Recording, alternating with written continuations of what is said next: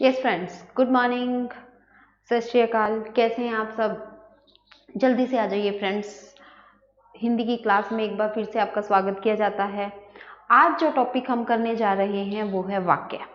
ठीक है, वाक्य का टॉपिक जो है उसमें हम आज जो करेंगे बिल्कुल वाक्य के गुण करेंगे। ठीक है, उससे पहले मैं थोड़ा सा ये बता देती हूँ कि वाक्य होता क्या है। ठीक है, वाक्य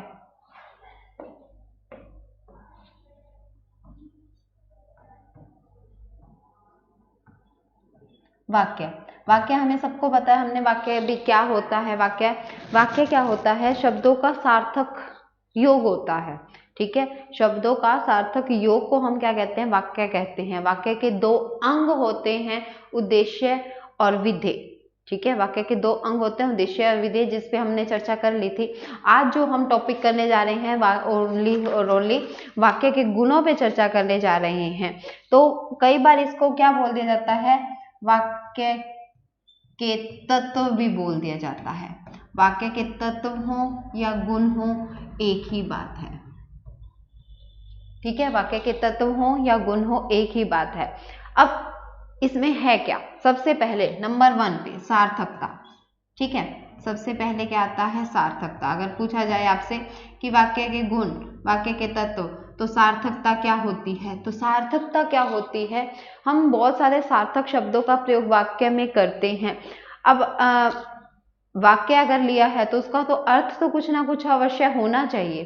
ठीक है, एक वाक्य है, उसमें क्या होगा? अर्थ। तो वाक्य का अर्थ तो कुछ ना कुछ होता ही है।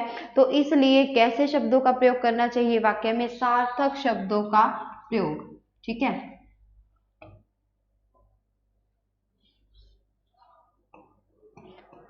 सार्थक शब्दों का प्रयोग। सार्थक शब्दों का प्रयोग। अगर सार्थक शब्दों का प्रयोग होगा तभी तो ही वाक्य का क्या होगा? अर्थ होगा। तो सबसे पहले क्या गुण होना चाहिए वाक्य में? सार्थक शब्द का प्रयोग होना चाहिए, ताकि वाक्य का कुछ ना कुछ अर्थ अवश्य निकले। कुछ ना कुछ अर्थ अवश्य निकले। ठीक है, कुछ ना कुछ अर्थ अवश्य हो। ठीक है, नंबर 2 पे है हमारे पास। पहले बात सार्थकता। सार्थकता का गुण होना चाहिए, यानी कि हमने कैसे वाक्य में कैसे शब्दों का प्रयोग होना चाहिए? सार्थक शब्दों का प्रयोग होना चाहिए। जैसे कमल सुंदर फूल है, तो कमल। अब लकम बोलूंगी, लकम, तो वो कोई सार्थक शब्द नहीं है। तो सार्थक शब्दों का प्रयोग होना चाहिए, वाक्य में होना चाहिए। सेकेंड नंबर पे है योग्यता। योग्यता। अब ये स्टडी वाली योग्यता नहीं है, इसमें क्या आएगा? योग्यता में क्या आ जाएगा कि उसमें क्या होना चाहिए? जो पदों में पद और शब्द क्या होते हैं? आप देखो, मान लो अगर मैं कहती हूँ कि पदों में और शब्दों में क्या फर्क है? जब शब्द को हम वाक्य में प्रयोग कर देते हैं, जब शब्द को हम वाक्य में प्रयोग कर देते हैं तो वो क्या हो जाता है? पद हो जाता है।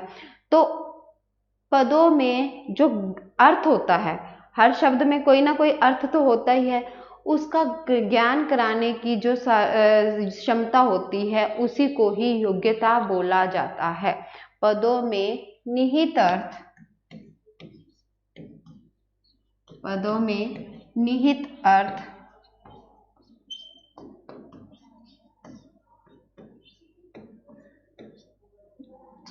निहित अर्थ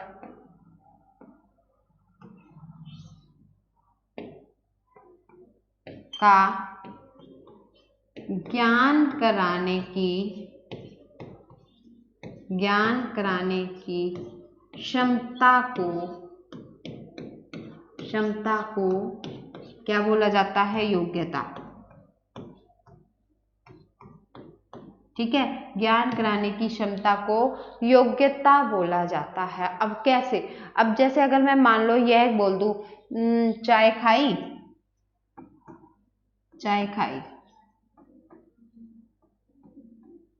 मनुष्य घास खाता है, मनुष्य घास खाता है। तो यहाँ पे आपको बात समझ नहीं आ रही होगी कि ये क्या बोल रही है मैडम, कि चाय खाई, चाय क्या खाई जाती है? इनको इतना नहीं पता चाय खाई थोड़ा जाती है। मनुष्य घास खाता है, और मनुष्य कब से घास खाने लग गया? ठीक है, तो हमारे पास ये क्या है, पदों में निहित अर्थ का ज्ञान कराने की क्षमता को क्या बोला जाता है? योग्यता बोला जाता है। यानी कि हम में ये हमारे क्या है, व्याकरण दृष्टि से गलत है। तो क्या होना चाहिए? चाय पी, ठीक है, चाय पी। तो मनुष्य क्या खाता है? रोटी खाता है, ना कि घास खाता है। तो ऐसे शब्दों का जो अर्थ है, इनमें जो अर्थ बता रहे हैं, इनकी क्षमता को क्या बोला जाता है? योग्यता। तो वाक्य में क्या होने चाहिए? नंबर 1 पे तो सार्थकता होनी चाहिए, नंबर 2 योग्यता होनी चाहिए, ठीक है। अब नंबर 3 पे हम क्या करने जा रहे हैं? क्या होना चाहिए? आकांक्षा। आकांक्षा किसी गर्ल का नाम नहीं बोल रही हूँ, आकांक्षा, ठीक है, आकांक्षा। आकांक्षा का क्या मतलब होता है? इच्छा। आकांक्षा का मतलब क्या होता है? इच्छा। अब इच्छा कैसे?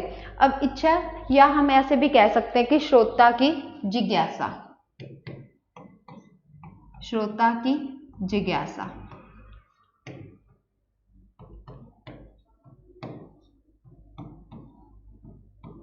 कैसा होना चाहिए? आकांक्षा। वाक्य में आकांक्षा होनी चाहिए। आकांक्षा का मतलब क्या? श्रोता की जिज्ञासा। ऐसे नहीं है कि भाई कुछ भी कह के चुप हो जाओ, मतलब कि अधूरापन नहीं लगना चाहिए वाक्य में, कि बोलते बोलते चुप हो जाओ और अगला सुनता ही रह जाए, क्या बोलना चाह रहे हो, क्या बोलना चाह रहे हो। अगर मैं बोल दूं मान लो नवीन को, और चुप हो जाऊं, तो सारे देखते रहेंगे कि क्या हो गया, क्या हो गया भाई, नवीन को क्या, आगे तो बोलो। तो फिर मैं कहूँ एक पुस्तक चाहिए, ठीक है। तो ऐसा वाक्य नहीं होना चाहिए। भी वाक्य में क्या होगा कि ऐसे शब्दों की कमी नहीं होनी चाहिए भी जिससे वाक्य अधूरा लगे, ठीक है। यहाँ पे ये लिख सकते हो आप, आकांक्षा का मतलब इच्छा या श्रोता की जिज्ञासा। वाक्य में किसी ऐसे शब्द की कमी नहीं होनी चाहिए जिससे वाक्य क्या लगे? अधूरा लगे। तो अगर हम में ऐसे क्या होता है, अगर हम कह देते हैं नवीन को क्या चाहिए? एक पुस्तक चाहिए,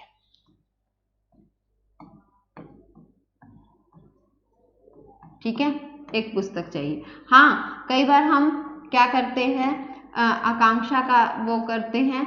जैसे मान लो अगर मैंने ऐसे कह दिया, यहाँ पे थोड़ा सा गैप दे दिया, अगर मान लो बहुत सारे लोग हैं, तो हम कोई भाषण दे रहे हैं, कुछ दे रहे हैं, तो हम थोड़ा सा जिज्ञासा बढ़ाने के लिए यूज करते हैं आकांक्षा का, ठीक है। हम सोचते हैं कि जिज्ञासा बनी रहे, जिज्ञासा बनी रहे, तो हम ऐसे कह देते हैं इसमें, फिर थोड़ा सा रुक जाते हैं, फिर आगे बोलते हैं, ताकि सुनने वाले को ये लगे कि जिज्ञासा मतलब एक, कि क्या होगा। अब मैंने बोला नवीन को क्या होगा, भाई नवीन को क्या, तो नवीन को अरे एक पुस्तक चाहिए, ठीक है। तो जिज्ञासा बनी रहनी चाहिए, ठीक है। तो आकांक्षा का गुण भी क्या होना चाहिए? वाक्य में होना चाहिए। नंबर 4 पे है कि निकटता या आसक्ति। निकटता या आसक्ति,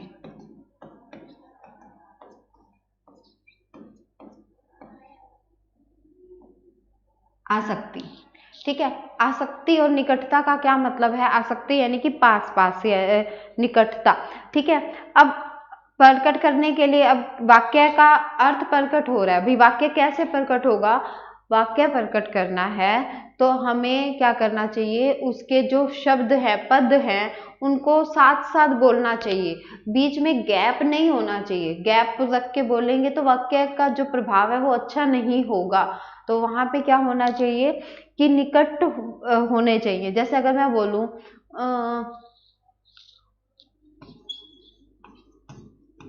करीना की गुड़िया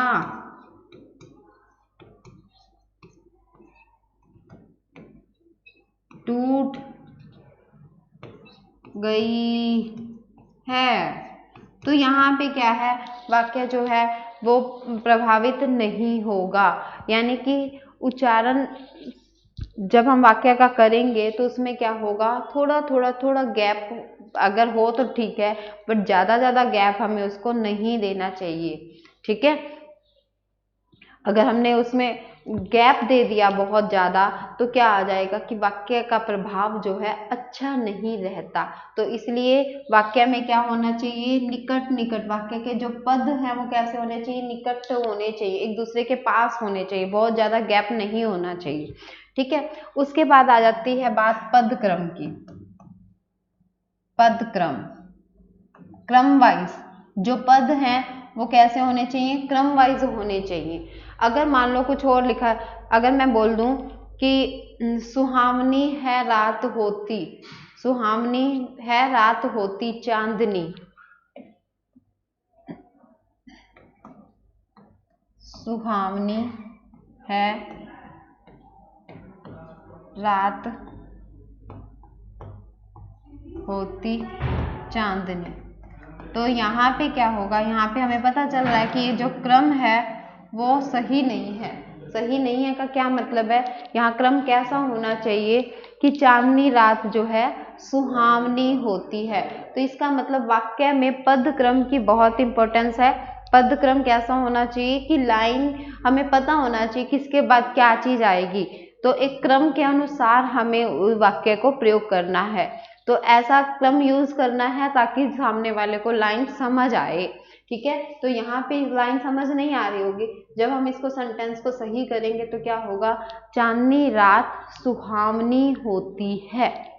ठीक है, तो ये क्या है, यहाँ से हमें समझ आ रहा है। अगर मैं बोलूं खरीद चंचल ली हरी ने एक पोशाक, तो यहाँ पे समझ नहीं आया। अगर मैं इसको यही बोलूं हरी ने एक पोशाक खरीद ली है, तो समझ आ जाएगा। तो इसका मतलब पदक्रम, तो पदक्रम इंपॉर्टेंट है, नंबर 5 पे था। अब नंबर 6 पे है उसका अन्वय। अन्वय, अन्वय का क्या मतलब होता है, अन्वय का मतलब होता है एक रूपता। ठीक है, मेल या एक रूपता, मेल या एक रूपता। अब एक रूपता में कैसे होगा, मतलब वाक्य में जो लिंग वचन कारक जो भी प्रयोग किया गया है, तो वो जो है उसका क्रिया के साथ प्रयोग सही सही होना चाहिए। मान लो वाक्य में लिंग प्रयोग किया जा रहा है या वचन या कारक कुछ भी प्रयोग किया जा रहा है, उसका क्रिया के साथ भी मेल ठीक होना चाहिए। जैसे अगर मैं कहूँ दोनों बहनों ने भाई का राखी बांधा, दोनों बहनों ने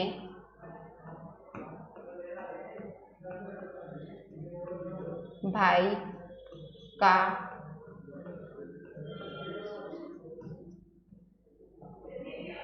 राखी बांधा। देखो यहाँ पे क्या होगा, दोनों बहनों ने भाई का राखी बांधा, आपको समझ आ रही होगी कि ये गलत बोला है, गलत है ये। क्यों, अब देखो जो दोनों बहनों ने भाई, क्या होना चाहिए, भाई को राखी बांधी, तो यहाँ एक वर्ड की वजह से हमारा सेंटेंस गलत हो रहा है, एकरूपता नहीं है। क्रिया के साथ लिंग वचन या कारक की क्रिया के साथ एकरूपता होनी चाहिए, मेल होना चाहिए। यहाँ पे जो भी लिंग वचन कारक का प्रयोग कर रहे हैं वो क्रिया के साथ उसका मेल होना चाहिए। ठीक है, तो अन्वय का क्या मतलब होता है, एकरूपता। तो अगर मैं बोलूं नेताजी का लड़का का हाथ में बंदूक थी, तो वो गलत हो जाएगा। तो होना क्या चाहिए, लिंग वचन कारक, नेताजी के लड़के के हाथ में बंदूक थी, तो वहां पे उसको हम क्या बोलेंगे, अन्वय। यानी कि जब हम वाक्य लिखते हैं, वाक्य लिखते टाइम इन गुणों का होना जरूरी है वाक्य में। सबसे पहले कौन सा, सार्थकता होनी चाहिए। ठीक है, सार्थकता के बाद क्या होने चाहिए, योग्यता, यानी व्याकरण दृष्टि से ठीक होना चाहिए उसमें क्रिया जो प्रयोग कर रहे हैं। उसके बाद आकांक्षा, ठीक है, जिज्ञासा होनी चाहिए किसी को भी सुनने में, हाँ, तो वाक्य ऐसा बोलना चाहिए कि जिज्ञासा बढ़ जाए। उसके बाद आसक्ति, निकटता होनी चाहिए। उसके बाद पदक्रम उसका सही होना चाहिए, और उसके बाद क्या है, अन्वय। तो 6 रूप थे वाक्य के गुणों के। तो ये वाक्य तभी प्रभावशाली बनेगा जब ये 6 गुण उसमें मिलेंगे। ठीक है फ्रेंड्स, ओके बाय। नेक्स्ट में फिर एक और टॉपिक लेके आपसे फिर मुलाकात होगी। तो आज के लिए इतना ही, उम्मीद कर रही हूँ कि आपको ये समझ आ गया होगा। Thank you friends, have a nice day, bye bye, take care.